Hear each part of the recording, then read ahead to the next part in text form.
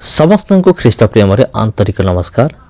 प्रिय बंधुगण, आपण मानक प्रत्येक को आउ गोटे वीडियो को मु स्वागत करुच्ची। प्रिय बंधुगण, आज आमे तीनोटी जगह को देखिबा। आ तीनोटी जगह हूँ कौन? आ तीनोटी जगह मध्यरु प्रथम जगह हूँ दाऊदंकर कबर, आ भविष्य वक्ता मान खबर। आ द्वितीय विषय हूँ पाम संडे रोड, जो रोड रे जो रास्ता रे प्रभु यीशु ख्रीष्ट गध उपरे बसिकी विजय यात्रा करते। तृतीय हूँ जीत पर्वत। तेरे बंधुगण, ये जो आप देखो जगह, यही जगह राजा दाऊदंकर कबर को रखा जाइए, कबर को दि जाइए। आउ वर्तमान एठारे एमिति एक प्रासाद भलिया, एक पैलेस भलिया एक घर तैयारी करा जाइए। आउ अनेक किसी विषय ये वीडियो रे आम देखिबा। वर्तमान आम देखिबा राजा दाऊदंकर कबर, ताकू क्योंठी रखा जाइए, राजा दाऊदंकर शरीर को। चलून देखिबा। ये देखो अनेक लोक मैंने एठारे आसंती। आ यही लोक मैंने जो आप देखुं, एमाने केवल इस्राएल ही नुहति, एमाने इस्राएल देशर बाहर किसी लोक आसचंती। होई पारे से माने अमेरिका आसी पारती, इंग्लैंड रु, हुए तो स्विट्जरलैंड रु, एपरिक आमर भारत देश मध्य अनेक लोक जाते। आपन जो चित्र देखुं, पिक्चर ये हूँ सप्तद्वीप रुखा, जहाँ विषय बाइबल लिखा अच्छे ताको आधार कर एटा बनाई।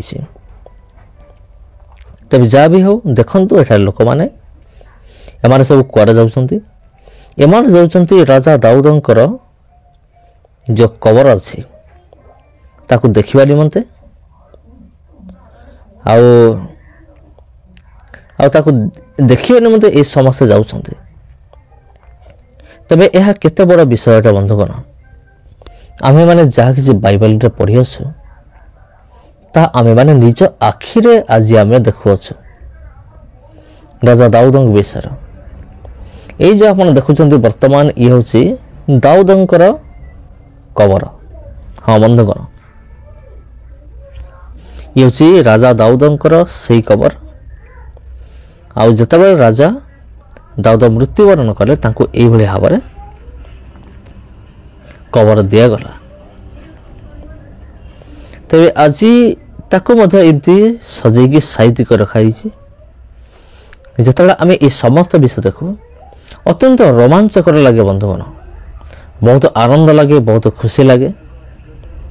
कारण आम माने बाइबल संपर्कित विषय वस्तु आम देखुअछु, बाइबल संपर्कित जिनिस को आम देखुअछु। से निमंते ये सब सुनला बेलू बहुत आनंद लगे, ये सब देखला बेलू बहुत खुशी लगे। मु तो बहुत खुशी लगुच बताए। तेरे बंधुगण, आपन किपर लगुच मत निश्चिंत रूपे कमेंट बॉक्स रे आपन जणाई पारिबे। तबे ये हूँ आज दाऊदंकर कबर। तबे आउ कौन कौन विषय से जगह आम निश्चित भाव में देखा पारिबा। तो देखो केते बड़ घर बनाई। दाऊदंकर कबर उपरे एक बहुत बड़ घर बनाई। आ से घर भितर प्रवेश करिकी लोक माने ए समस्त विषय देखि थांते। ख्रीष्ट रे प्रिय भाई एवं भौणी माने आपण देखंतु,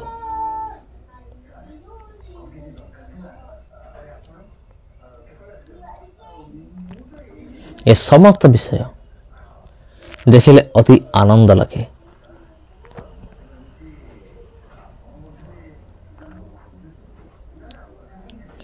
तेरे बाइबल जिते सब ऐतिहासिक जगह गुड़िक रही अछि ता मध्य ये हूँ अन्यतम अटे। बाइबल ऐतिहासिक जगह कहले मोर चैनल रे विषय किसी वीडियो पूर्व ही रही आसी, जेपरिक जर्दन नदी, गालिली समुद्र कूल, ये सब। आउ बर्तमान जो आप देखुं ये हूँ जीत पर्वत पाखु थी जब आम जेरूसालेम सहर को देखा, नगर को ଏମିତି ଦେଖାଯିବ। ଦୂରରେ ଏ ଦେଖନ୍ତୁ ହଳଦିଆ କଲରର ଯେଉଁ ଘର ଆପଣ ଦେଖିଲେ ତା ହେଉଛି ଜେରୁସାଲେମ ମନ୍ଦିର। ପୂର୍ବରୁ ଜେରୁସାଲେମ ମନ୍ଦିର ବିଷୟରେ ଏକ ଭିଡ଼ିଓ ମୋର ଚ୍ୟାନେଲରେ ରହିଅଛି ବନ୍ଧୁଗଣ। ତେବେ ଇଏ ହେଉଛି ସେହି ଜାଗା, ସେହି ସ୍ଥାନ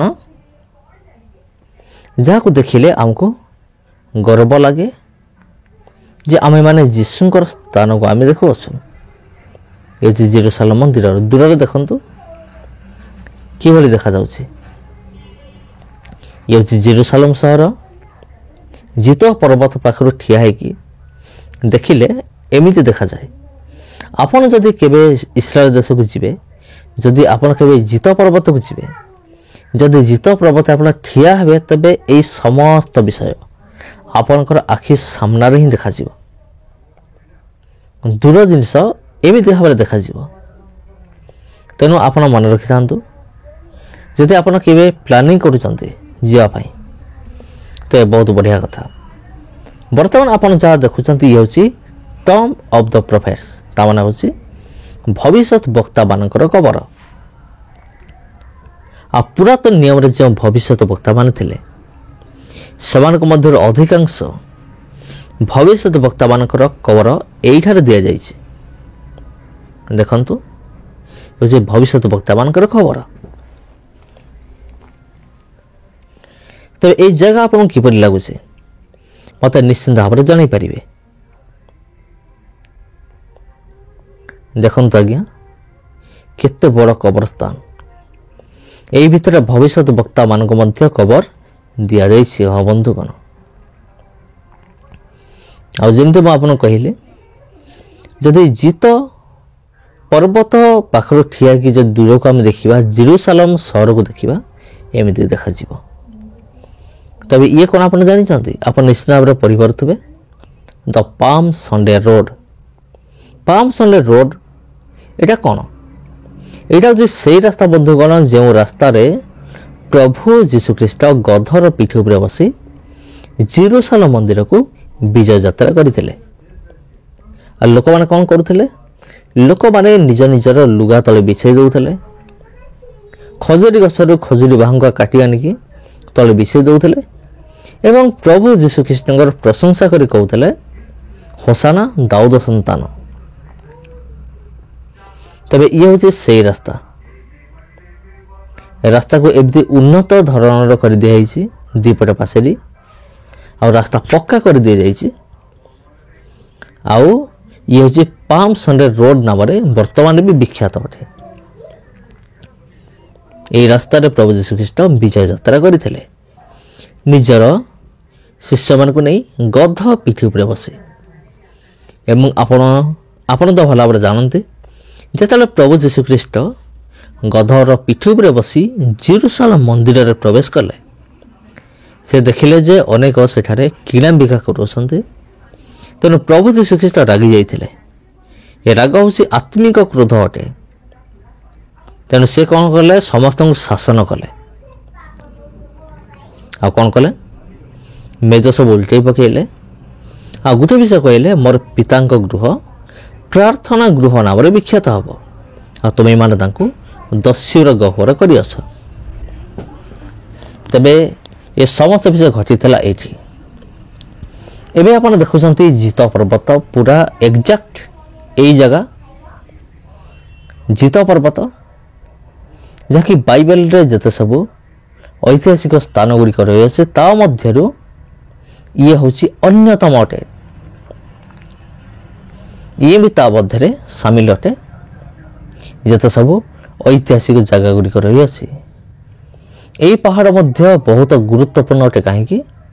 ପ୍ରଭୁ ଯୀଶୁଖ୍ରୀଷ୍ଟଙ୍କର ଆଗମନ ଏ ପାହାଡ଼ ଉପରେ ହେବ।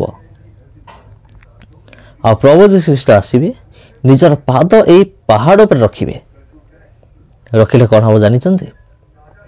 ଯେତେବେଳେ ପ୍ରଭୁ ଯୀଶୁଖ୍ରୀଷ୍ଟ ନିଜର ପାଦକୁ ଏହି ପାହାଡ଼ ଉପରେ ରଖିବେ, ଏ ପାହାଡ଼ ଦୁଇ ଭାଗ ହେଇଯିବ, ଉତ୍ତର ଭାଗ ଏବଂ ଦକ୍ଷିଣ ଭାଗ। ଆଉ ପ୍ରଭୁ ଯୀଶୁଖ୍ରୀଷ୍ଟ ଜେରୁସାଲେମ ମନ୍ଦିର ମଧ୍ୟରେ ପ୍ରବେଶ କରିବେ। ଆଉ ପ୍ରବେଶ କରି କ'ଣ କରିବେ? ସାରା ଦୁନିଆକୁ 1000 ବର୍ଷ ପର୍ଯ୍ୟନ୍ତ ଶାସନ କରିବେ।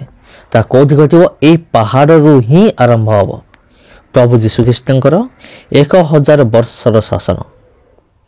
ତା ଅତି ଶୀଘ୍ର ଆସୁଅଛି ବନ୍ଧୁଗଣ। ତେବେ ଖ୍ରୀଷ୍ଟରେ ପ୍ରିୟ ଭାଇ ଏବଂ ଭଉଣୀମାନେ ମୋତେ କମେଣ୍ଟ କରନ୍ତୁ ଏହି ଭିଡ଼ିଓ ଆପଣଙ୍କୁ କିପରି ଲାଗିଲା, ଆଉ ଏହି ଭିଡ଼ିଓକୁ ଅନ୍ୟମାନଙ୍କ ସହିତ ସେୟାର ମଧ୍ୟ କରନ୍ତୁ, ଯେପରି ଅନ୍ୟମାନେ ମଧ୍ୟ ଏହିପରି ଗୁରୁତ୍ୱପୂର୍ଣ୍ଣ ବିଷୟବସ୍ତୁକୁ ଦେଖିବାକୁ ପାରିବେ। ସେଥିନିମନ୍ତେ ଏହି ଭିଡ଼ିଓକୁ ଆପଣ ଅନ୍ୟମାନଙ୍କ ସହିତ ସେୟାର କରନ୍ତୁ, ଅନ୍ୟମାନେ ମଧ୍ୟ ସୁଯୋଗ ପାଆନ୍ତୁ ବାଇବେଲର ଐତିହାସିକ ସ୍ଥାନ ଗୁଡ଼ିକ ଦେଖିବା ନିମନ୍ତେ। ଯେତେବେଳେ ଆମେ ଏ ସମସ୍ତ ବିଷୟ ଦେଖୁ ଆମକୁ ରୋମାଞ୍ଚକର ଲାଗେ, ଆମକୁ ଗର୍ବ ଲାଗେ, କାରଣ ଆମେମାନେ ତ୍ରାଣକର୍ତ୍ତା ପ୍ରଭୁ ଯୀଶୁଖ୍ରୀଷ୍ଟଙ୍କର ଜାଗାକୁ ଦେଖୁଅଛୁ, ବାଇବେଲରେ ଥିବା ଐତିହାସିକ ସ୍ଥାନକୁ ଦେଖୁଅଛୁ, ଯେଉଁ ବାଇବେଲ 100% ସତ୍ୟ ଅଟେ। ତେଣୁ ପ୍ରିୟ ବନ୍ଧୁଗଣ, ଆଜି ପାଇଁ ଏତିକି। ପୁଣି ଥରେ ଦେଖା ହେବ ଆପଣଙ୍କ ସହିତ ଆଉ ଗୋଟେ ଭିଡ଼ିଓରେ। ନମସ୍କାର।